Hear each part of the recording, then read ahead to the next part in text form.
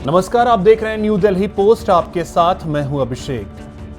दोस्तों, कोविड का दौर भूले तो नहीं होंगे। कोविड इस सदी की सबसे भयंकर स्वास्थ्य संकट के तौर पर उसे हम देखते हैं जो हमारे सामने आया। अब कोविड का दौर पीछे छूट चुका है, लेकिन शायद कोविड महामारी के जैसा ही एक बड़ा स्वास्थ्य संकट हमारे सामने खड़ा होता नजर आ रहा है, और वो है प्रदूषण।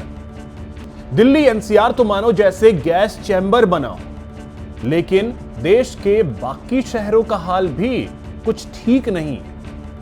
मैदानी इलाकों में तो शायद ही कोई ऐसा बड़ा शहर होगा जहां की हवा सांस लेने लायक हो। क्या उत्तर, क्या दक्षिण और क्या पूरब, क्या पश्चिम, हर तरफ प्रदूषण ही प्रदूषण। कहा जा रहा है कि आने वाले सालों में प्रदूषण से लोगों की सेहत और देश की स्वास्थ्य व्यवस्था पर लंबे समय तक असर पड़ेगा।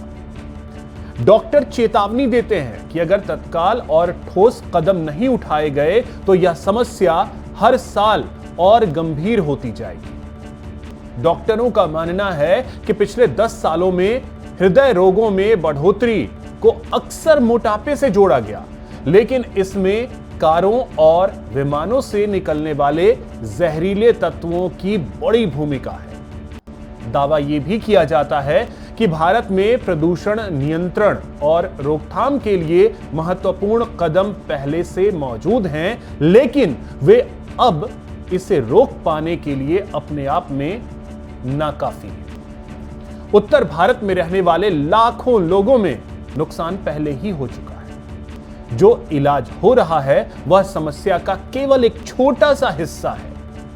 वायु प्रदूषण से हृदय, सांस, न्यूरोलॉजिकल और अन्य बीमारियों के बीच संबंध को लेकर पर्याप्त वैज्ञानिक प्रमाण भी मौजूद है। बताया जाता है कि सिरदर्द, थकान, हल्की खांसी, गले में जलन, पाचन संबंधी दिक्कत, आंखों में सूखापन, त्वचा पर रैशेज और बार बार संक्रमण जैसे शुरुआती लक्षण अक्सर मामूली समझकर नजरअंदाज कर दिए जाते हैं, जबकि ये गंभीर बीमारियों के संकेत हो सकते हैं। डॉक्टरों के मुताबिक दिसंबर में दिल्ली के अस्पतालों में सांस संबंधी मरीजों की संख्या में 20 से 30% की बढ़ोतरी देखी गई। इनमें कई युवा और पहली बार इलाज कराने वाले मरीज भी शामिल हैं। Lancet countdown on health and climate change 2025 report के अनुसार 2022 में भारत में PM 2.5 प्रदूषण से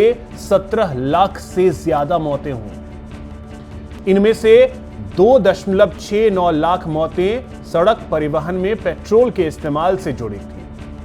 मई में international council on clean transportation की एक वैश्विक स्टडी में कहा गया कि गाड़ियों से निकलने वाली जहरीली गैसों को कंट्रोल करने वाली नीतियां 2040 तक दुनिया भर में 19 लाख जानें बचा सकती हैं और बच्चों में अस्थमा के 14 लाख नए मामलों को रोक सकती हैं। केंद्रीय परिवहन मंत्री नितिन गडकरी ने मंगलवार को यह माना था कि राजधानी दिल्ली में करीब 40% प्रदूषण परिवहन क्षेत्र से आता है, जो जीवाश्म ईंधन पर निर्भरता का नतीजा है।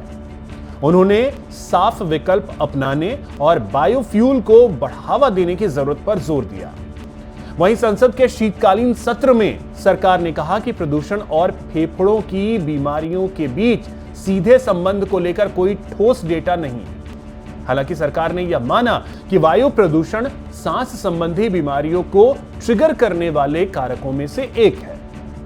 स्वास्थ्य मंत्रालय के संसद में पेश किए गए आंकड़ों के मुताबिक पिछले 3 सालों में दिल्ली में तीव्र श्वसन संक्रमण के 2 लाख से अधिक मामले सामने आए हैं, जिनमें करीब 30,000 मरीजों को अस्पताल में भर्ती तक करवाना पड़ गया। वहीं सुप्रीम कोर्ट के चीफ जस्टिस ने भी यह माना है कि दिल्ली एनसीआर में प्रदूषण बढ़ा है और इस पर सुनवाई भी की, लेकिन उन्होंने कहा कि हमारे पास कोई जादू की छड़ी नहीं है। मुझे बताइए कि हम क्या आदेश दे सकते हैं जिससे हवा तुरंत साफ हो जाए। सीजेआई ने कहा कि दिल्ली में एयर क्वालिटी इंडेक्स के बिगड़ने के कई कारण हैं, इस क्षेत्र के एक्सपर्ट्स और साइंटिस्ट्स ही इसका हल निकाल सकते हैं। अब इसका हल कब निकलेगा ये तो पता नहीं, लेकिन इतना जरूर कहा जा सकता है कि जो प्रयास इस समय हो रहे हैं वो नाकाफी है और इस पर प्रयास बहुत ज्यादा होनी चाहिए अगर हमें अपने भविष्य को सुरक्षित करना है। आप अपनी राय कमेंट के जरिए जरूर दीजिएगा।